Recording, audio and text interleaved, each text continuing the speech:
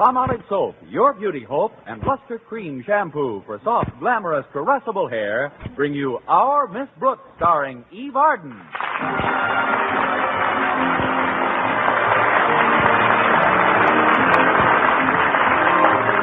To most people, a warm May day suggests a drive in the country or a leisurely picnic. But to our Miss Brooks, who teaches English at Madison High School, it has a far different significance. Yes, indeed. To me, a warm May day means just one thing. Mr. Conklin, our beloved principal, is putting the heat on. Some people feel that Mr. Conklin makes his teachers miserable because of his thoughtlessness. I don't agree. You can't make so many so miserable so often without giving it plenty of thought. Well, but perhaps I'm being too harsh in my judgment. A principal's life can't be all a bed of roses either. There must be many nights which he spends tossing and turning in his bed until the wee small hours, hoping, planning, thinking, saying to himself, "What can I do to them this week?"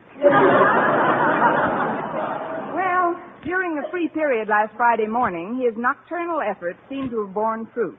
He started an impromptu quiz without prizes. Miss Brooks. Uh-huh. Oh, yes, Mr. Conklin? Conjugate the verb strive, please.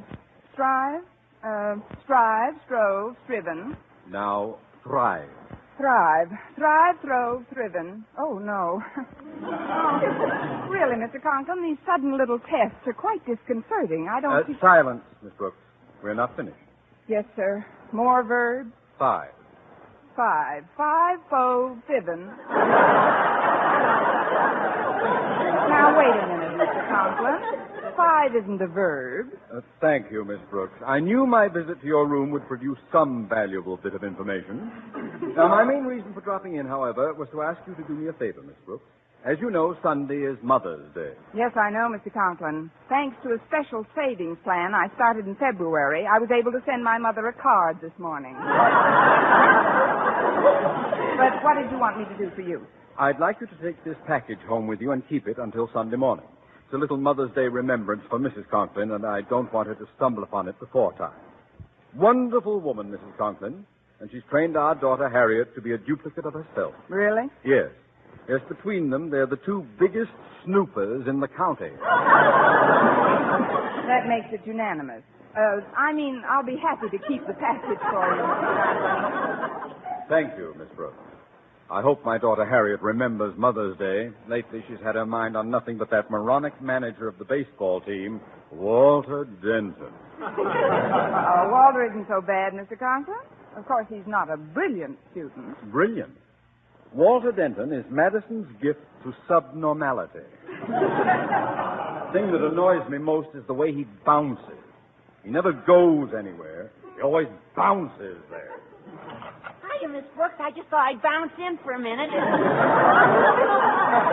Well, if it isn't the human handball. Oh, hello, Mr. Conklin. If I'm interrupting anything, I'll just bounce along. No, Walter. Mr. Conklin was about to dribble back to his office. That is, you were finished with me, weren't you, Mr. Conklin? Quite.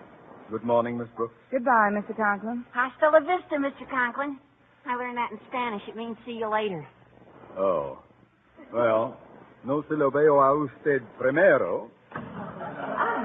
What does that mean, Miss Brooks? That means not if I see you first. Now, what can I do for you, Walter? Well, I need some advice, Miss Brooks. And as is my wont when I want advice, I've hied myself to my favorite English teacher.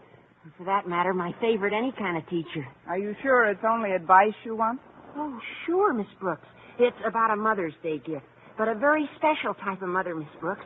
That is, well, I know it's impossible right now, but just for supposition's sake, suppose you woke up one day and found yourself a mother. I have a mother. Of course, she's miles away. No, Miss Brooks, I didn't mean it that way. I mean, if you awoke to find that you were a mother, now, what would your first question be? What did it weigh, Doc? Are you sure, Miss Brooks? Are you quite certain you wouldn't say, how is my husband? Not me. I might say, who is my husband?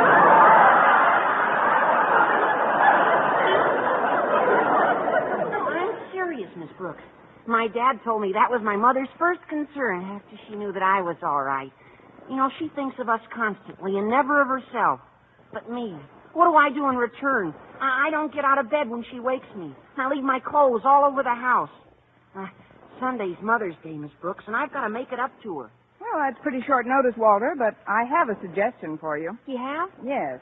Sunday morning, wait till your mother starts to make breakfast.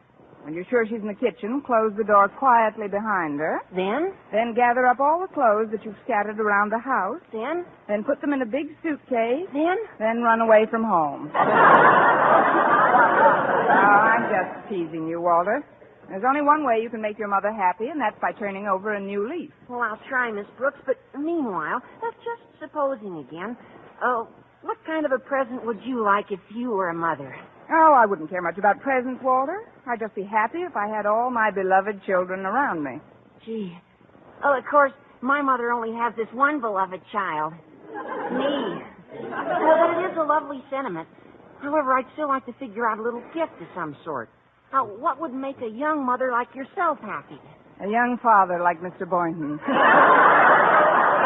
Oh, which reminds me, Walter, it's time for me to get down to his laboratory and pick him up for lunch. Oh, did he invite you for lunch today? Of course he did. About 10 minutes from now.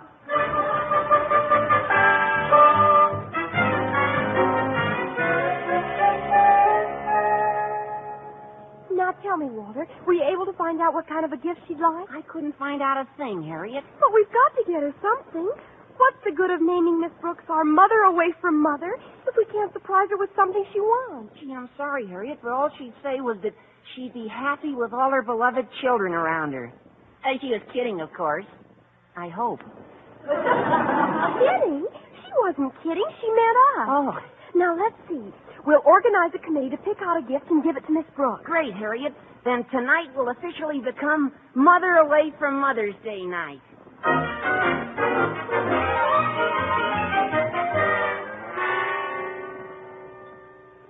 Well, now that we're finished with lunch, Miss Brooks, I've got a surprise for you. Surprise? What is it, Mr. Boynton? Guess. You're picking up both checks. No. I'm picking up both checks. No. Then I give up. Miss Brooks, I want you to meet my folks. Why, Mr. Boynton, you've only known me for 5 years. This is so sudden. I just found out they were coming to town myself. You see, they usually spend Mother's Day with my married brother, but Mom decided that this year it's my turn. To do what? Oh, your turn to spend Mother's Day. That's right. You'll love my mother, Miss Brooks. She used to be a school teacher, too, you know. As a matter of fact, she worked herself up until she was a principal. You got to get pretty worked up to be a principal. Oh, I'm sure we'll get along splendidly. And you'll be crazy about my dad. Oh, what a sense of humor he's got. He's the one who told me the joke about the quizmaster who called out, "I've got a lady, doctor," but before he could ask her any questions, she stuck a thermometer in his mouth and took his pulse. Isn't that a scream? Your father sounds like more fun than a barrel of nothing. May I ask you a rather personal question about your folks? Oh, certainly, Miss Brooks. What is it? How long did they go around together before they were married? 9 years. I see. Folks believed in long engagements in those days, I guess, huh? Oh, they weren't engaged until 6 weeks before the wedding. 6 weeks? Mm-hmm. Once Dad makes up his mind about something, he's greased lightning. You could have used a little greasing the first 8 years. I'll certainly be looking forward to seeing them, Mr. Boynton. When are they arriving in town? Oh, this afternoon, Miss Brooks. I'll have to check them into a hotel for the weekend. I've just got a small bachelor apartment. Yes, I know. You've told me about it. Maybe your folks would like to drop over to my place tonight. I'm sure my landlady, Mrs. Davis, wouldn't mind my dusting the living room a little. Oh, that's just fine with me, Miss Brooks. That'll give my folks a chance to rest up from their trip and have some dinner before they meet the girl about whom they've heard so much. Why, Mr. Boynton, you mean you actually wrote to your folks about me? And how, Miss Brooks? I've written them many times about how gay and youthful and exuberant you are. I am? You have? Darn right. I remember in one of my most recent letters to them, I said you were more like a pupil than a teacher. In fact, I think that was a letter in which I described you as a great, big, overgrown kid. Maybe I better take something.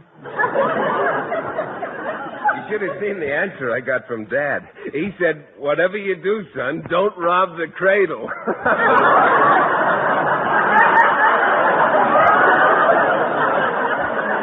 Yeah, leave it to Dad. Oh, he was jesting. Of course, he loves youngsters.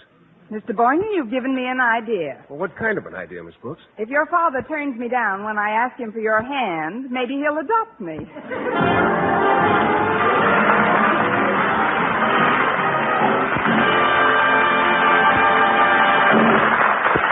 Our Miss Brooks, starring Eve Arden, will continue in just a moment. But first, here is Vern Smith. Here's wonderful news, ladies. Wonderful, wonderful news. Now there's something thrillingly new in Palmolive Soap's famous Beauty Lather. Yes, something thrillingly new. Palmolive's famous Beauty Lather now brings you new fragrance, new charm, new allure. Millions of women will prefer Beauty Lather Palmolive over all other leading toilet soaps the minute they try it. For Palmolive Soap's famous Beauty Lather now has a new, clean, flower-fresh fragrance for new allure, new charm. So, ladies, forget all other beauty care and use Palmolive Soap the way doctors advise for a lovelier complexion. Just stop improper cleansing and instead wash your face with Palmolive Soap 3 times a day, massaging Palmolive's wonderful Beauty Lather onto your skin for 60 seconds each time to get its full beautifying effect. Then rinse. That's all. All types of skin, young, older, oily, respond to it quickly. Don't wait another day to try Palmolive's Beauty Lather. You'll be thrilled by its new fragrance, new charm, new allure. Thrilled again by the fresher, brighter complexion doctors prove may soon be yours. For new loveliness all over, use big bath-size Palmolive in tub or shower.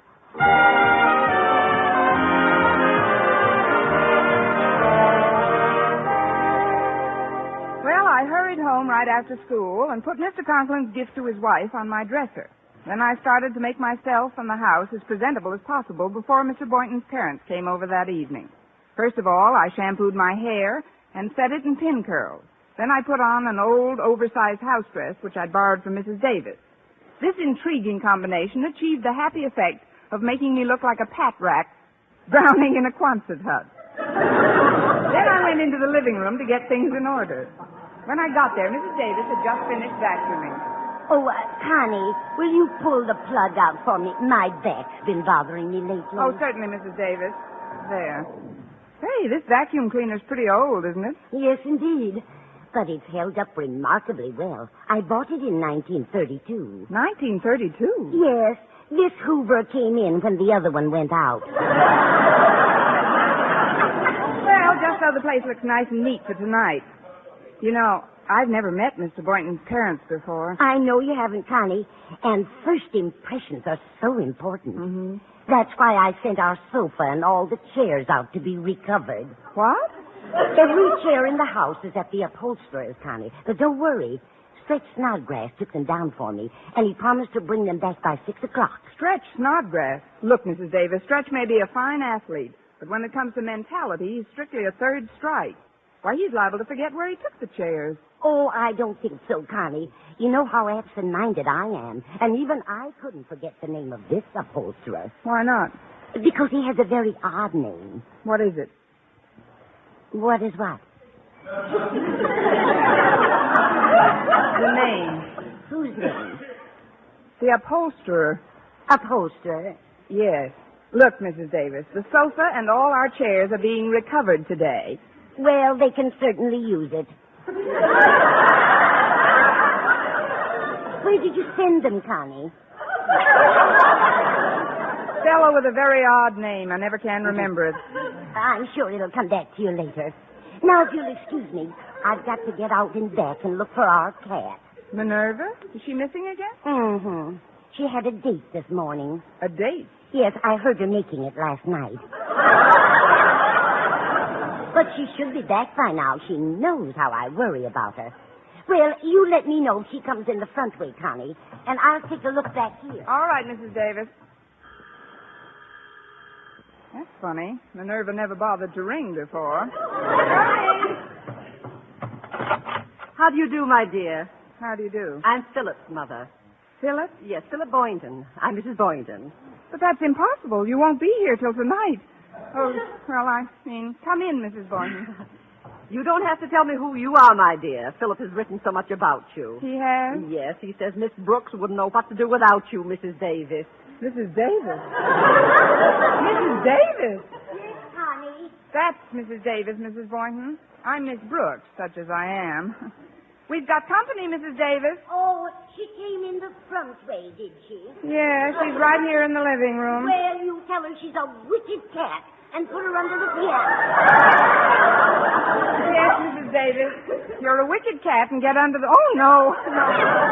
Oh, you'll have to forgive me, Mrs. Boynton. I didn't expect you until after dinner. Oh, well, that's perfectly all right, Miss Brooks. As a matter of fact, I owe you an apology for not recognizing you. But it was rather dim in here. Not dim enough. But where's Mr. Boynton? Or should I say, where are Mr. Boynton? Or Mrs. Boynton?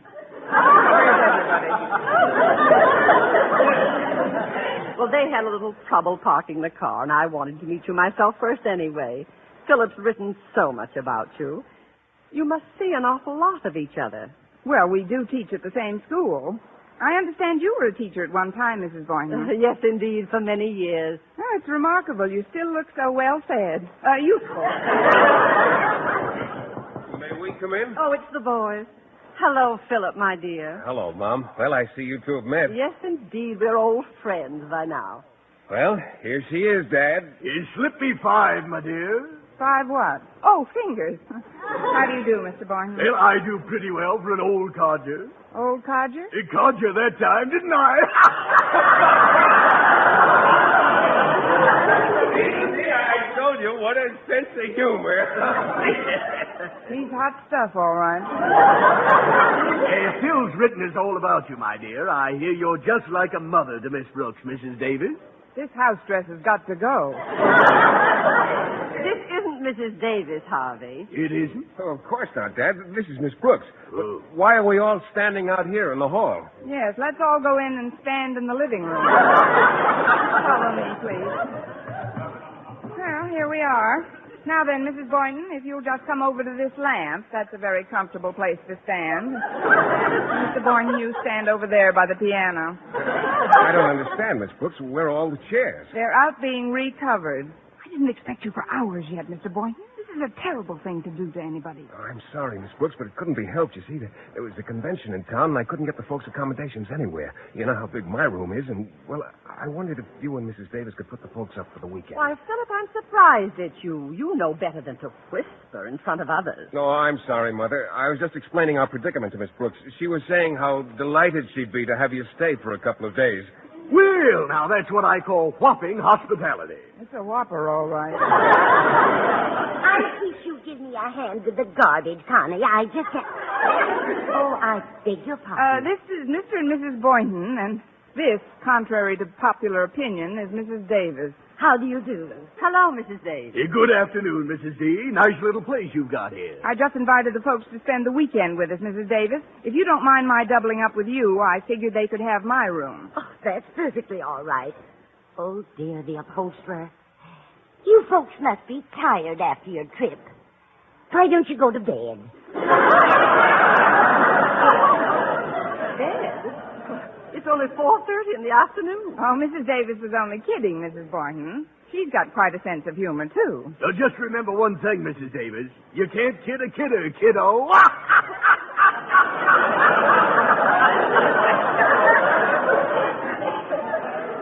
Doesn't he get off some cracks, Mrs. Davis? Yes, he's a Jim dandy. Now, if you folks will just follow me, I'll show you to your room. Or rather, Miss Brooks's room. Well, I could do with a bit of freshening up at that. Oh, nonsense, Mother. You're as fresh as the day I got you. Now, cut it out, Dad. Yes, cut it out, Dad. Oh, what am I saying? Please, Harvey, stop. I don't know where he gets some of his ideas. He's terribly original, don't you think, Miss Brooks? Oh, a second Oscar Hammerstein, Mrs. Boynton. Or to put it another way, the corn is as high as the elephant's eye.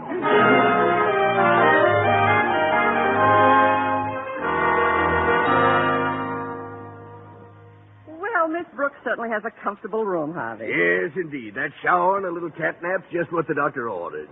Tell me, Harry, what do you think of Miss Brooks? Well, it's hard to tell in that outfit she had on, but once she combs her hair and climbs out of that gunny sack, I'll bet she's a looker. Yes, but what is she looking for? Oh, now, Mother, you think that every girl who meets him immediately sets her cap for Philip. Hey, what's this package on the dresser here? It says, for Mother. Huh, must be for you. Oh, wasn't that thoughtful of Miss Brooks? She got a Mother's Day gift for me when she heard I was coming. I'm going to open it right now. Oh, but Mother's Day isn't until Sunday. Well, you know I'd never have the patience to wait. Let's see.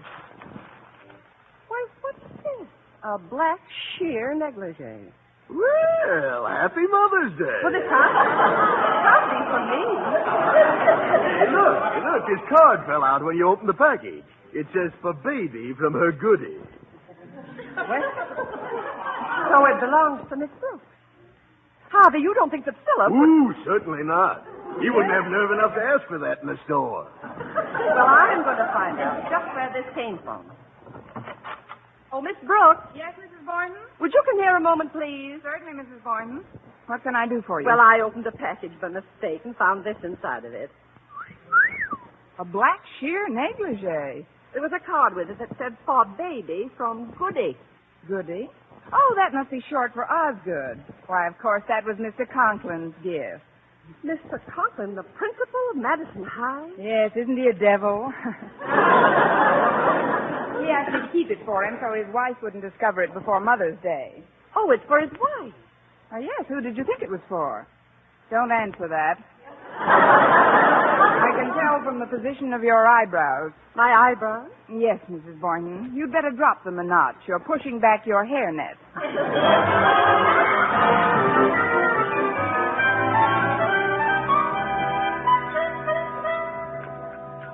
Well, it certainly was nice of you to invite us all to dinner, Mrs. Davis. Yes, indeed. It's delicious, too. Thank you, both of you.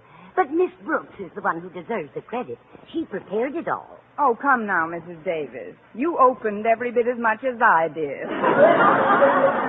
Beef stew, isn't it? There's beef represented in it, yes. Eat it slowly, Philip. Yes, Mother. Yeah, they say your stomach has no teeth, but maybe it's just as well. If it got too hungry, it could chew off your suspender button.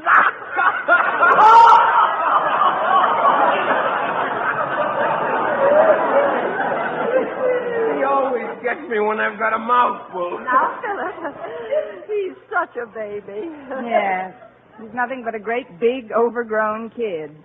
Now, that's funny. That's the same phrase that Philip used in describing you in one of his letters. Well, she is, Mother. You ought to see her around the school. Why, the students just treat her like one of themselves. Oh, yes, indeed. We kids have some great old times together. Oh, I'm glad. I like Philip to have lots of useful friends. The younger, the better. Well, they don't come much younger or better than Miss Brooks, Mother. Well, thank you, Mr. Boynton.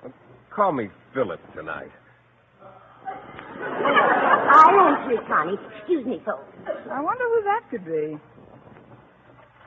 Well, come in here. Hi, Mrs. Davis. We're a committee. Who is it, Mrs. Davis? Walter and Harry and Connie. I'll bring them in. Oh, we didn't mean to disturb you, Miss Brooks. Oh, that's all right, Walter. I was just telling the folks how informal we are at Madison. Mr. and Mrs. Boynton, may I present Walter Denton and Harriet Conklin? How do you do? And now, Miss Brooks, we would like to present something to you that expresses the devotion and reverence felt toward you by the entire student body. What is it, Walter? It's a shawl. A shawl and a handsome pair of knitting needles to go with the rocking chair to which you're so attached. Rocking chair, but... Oh, I'm not finished, Mrs. Boynton. Miss Brooks, you have been chosen our mother away from mother. Oh, no. I'll go to the piano, Walter, and you sing the song we've written. Okay, Harriet. Wait till you hear this, folks. All set, Walter. The B stands for the books she helps us study. The R is for she's righteous, also pure. The O is for the fact that she's our buddy. The second O is likewise, I am sure. The K is for okay. She rates a bow. The S is for her sadly wrinkled brow. She's motherly, just like Elsie the cow. Miss Brooks, we love you dearly. Miss Brooks, that's me. I'll always be Miss Brooks.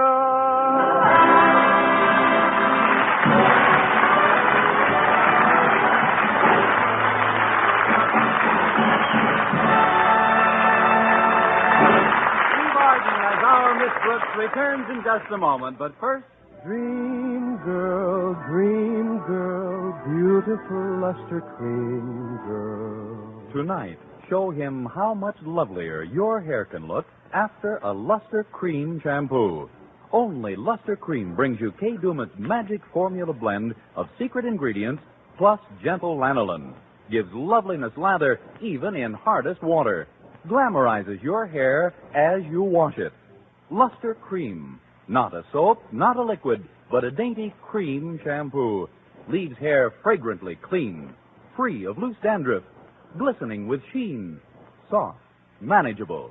Gives new beauty to all hairdos or permanents. 4-ounce jar, $1. Smaller sizes, either tubes or jars. Tonight, try Luster Cream Shampoo and be a Dream girl, beautiful luster cream girl. You owe your crowning glory to a luster cream shampoo.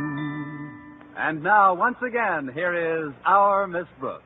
Well, several days later, Friday night came to an end. As I escorted Mr. Boynton to the front door, he was in a strangely mellow mood. You know, Miss Brooks, I'm a man of many dreams, but more often than not, I find I'm shooting too high. Shooting too high, Mr. Boynton? Well, yes, in trying to find the right girl, for instance. It seems that subconsciously I'm always looking for a girl who's just like my mother. Attractive, yet sweet and unselfish. Well, don't give up the search, Mr. Boynton. Someday you're liable to find such a girl right under your nose. And I think that's a very nice location. What I mean is, when you gave up your room for Mother, I suddenly realized that you're not only attractive, but also sweet and unselfish. So, Miss Brooks, instead of just shaking hands like we usually do... Yes, Mr. Boynton? I'd like to say goodnight to you the way I do to my mother. With a kiss. A kiss, Mr. Boynton? Yes, on the forehead. There you go, shooting too high again. Next week, tune into another Our Miss Brooks show brought to you by Palmolive Soap, your beauty hope, and Luster Cream Shampoo for soft, glamorous, caressable hair. Our Miss Brooks, starring Eve Arden, is produced by Larry Burns, written and directed by Al Lewis, with music by Wilbur Hatch. Mr. Boynton is played by Jeff Chandler, Mr. Conklin by Gail Gordon. Others in tonight's cast were Jane Morgan, Dick Crenna, Gloria McMillan, Frank Nelson, and Myra Marsh.